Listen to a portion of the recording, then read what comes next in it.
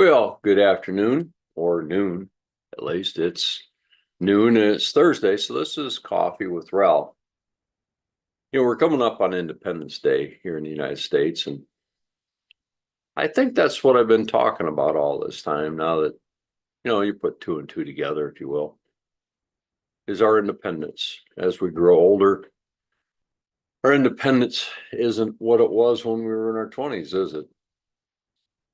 As we're looking at Independence Day, we think about all the men that gave up their lives so that we could be free and do life our way. But here we are, we're getting older. And I will speak for myself.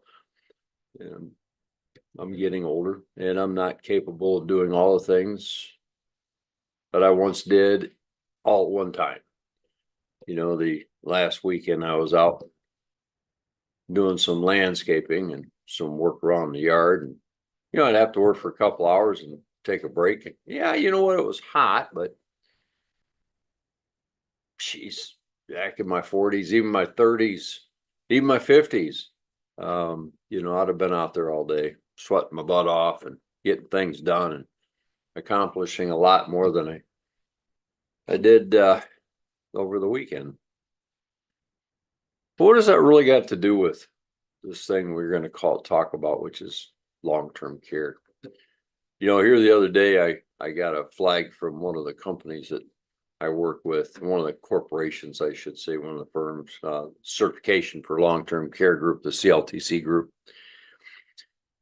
And it became obvious to me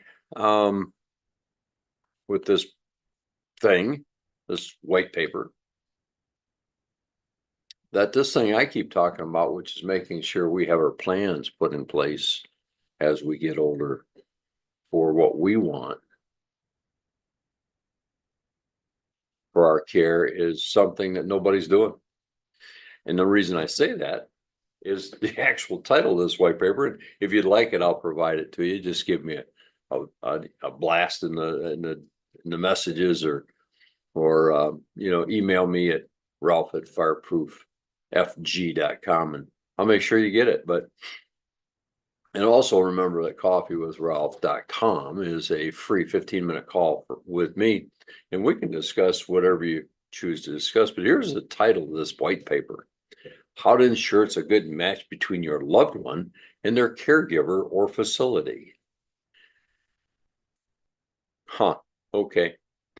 So now it's up to my loved ones to decide for me what I should get, who I should get for a caregiver besides them. Well, the family's going to step up and, bless them for doing that. But the truth of the matter is we don't want them to. And as I look through this list of things, skills and qualifications. Well, we want our people to be skilled and we want them to be qualified. Cultural considerations. Is that important? Is the ethnicity of your caregiver important? Is religious beliefs of your caregiver important? Is that something maybe our children should know if they're going to be the ones that help us as we get older, just like we've helped our parents as they age? Or is this something we should just let them figure out for themselves? Well, they should know. They're my kids. They've known me their whole life. They should know what I want. Yeah, well, it doesn't work either. So is this thing of it called independence, is this really a pipe dream as we get older?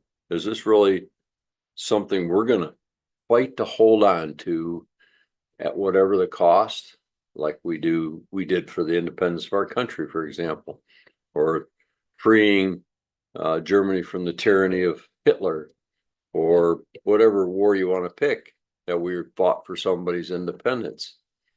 Are we going to do that? You know the answer to that? Yes, we're going to. Yes, we're absolutely going to. We've taken our whole life and we've never been dependent on anybody, 100% dependent. So what in the world? Why would we not fight to keep our independence? And if you hear a few voices in the background, I apologize for that. Somebody's walking on the hallway of the studio here, being a little loud. But anyways, it's back to this thing called independence. Is it important? For example, in this paper, is gender important? These are all the things, I've been putting together this workshop, mastermind, whatever you want to call it, course. Somebody said I should make it a course about putting together a cohesive plan for our care as we get older, so that it's all spelled out. This is what I want. Now, I don't care how specific you get in your plan. There's going to be places in there that, well, frankly, we can't think of everything. So we got to hope that our kids know us well enough to know whatever that might be when it pops up, right?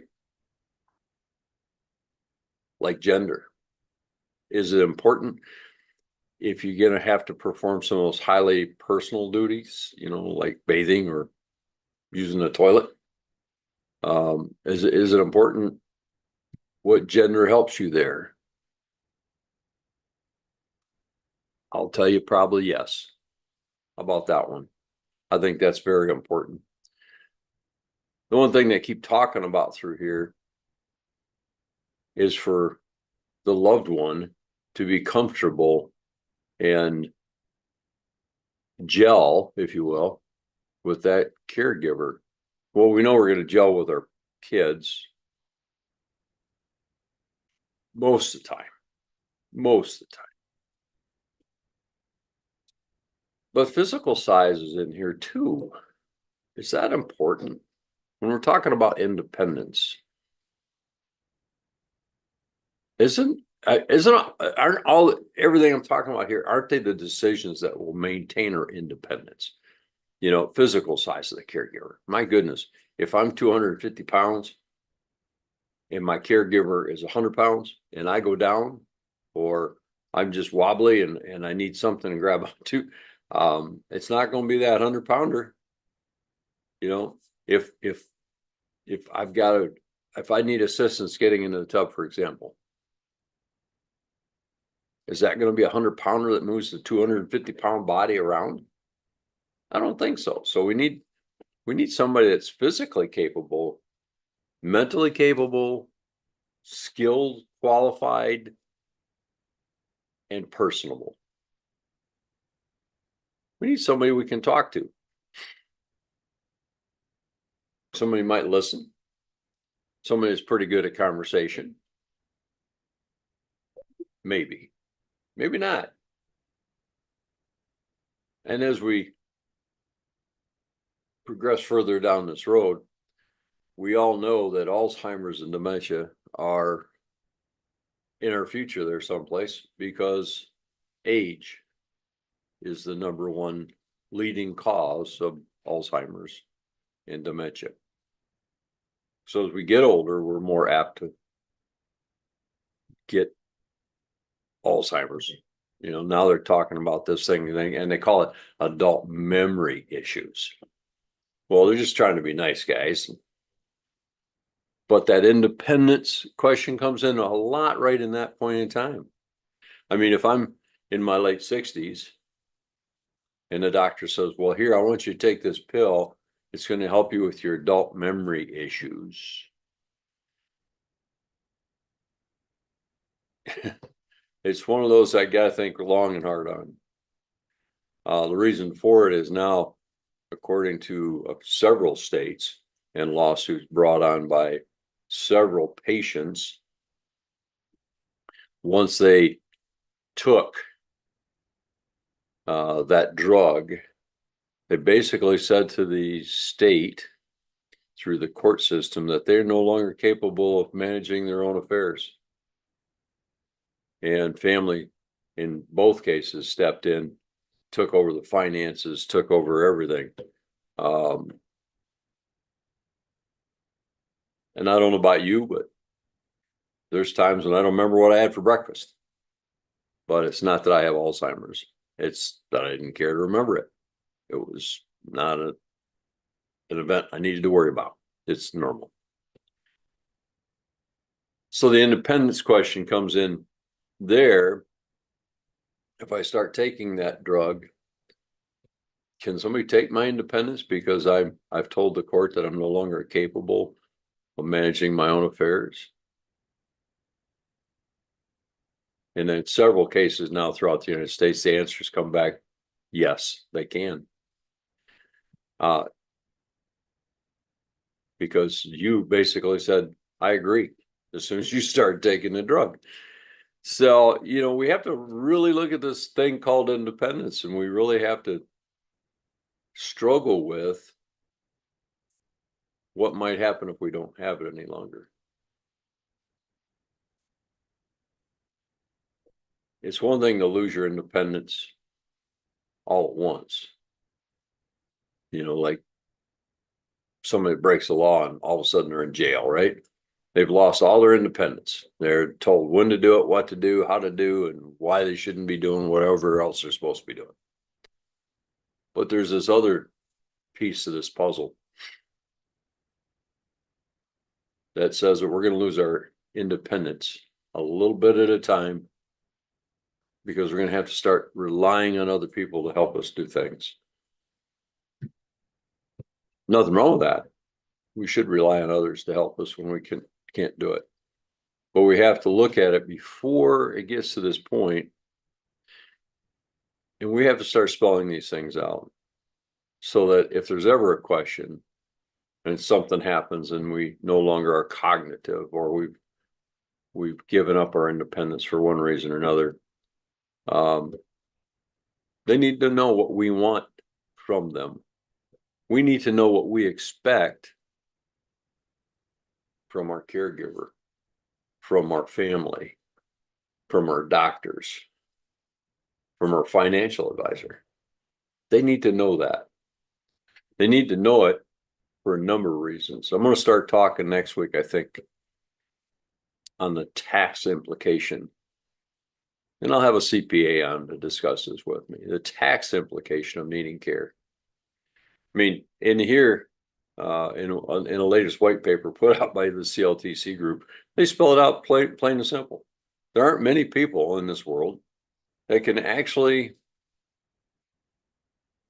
afford on an ongoing basis to have a $5,000 to $10,000 adjustment to their monthly budget. That's, you heard me, $5,000 to $10,000 a month. That's now the new figures for what this thing called care can cost. So finding the right caregiver goes past which family member. It goes into independence. What are we going to keep it? How are we going to keep it? What's it look like? And above all else, when I can't anymore be independent, where do I expect to be? Am I going to be at home? Do I want to be in a facility? I don't want to be living with children. You know the stories here. So you know what you want. It's time we start writing it down. Hey, listen, I mentioned it once. This is Coffee with Ralph. And coffeewithralph.com is a free 15-minute call with me.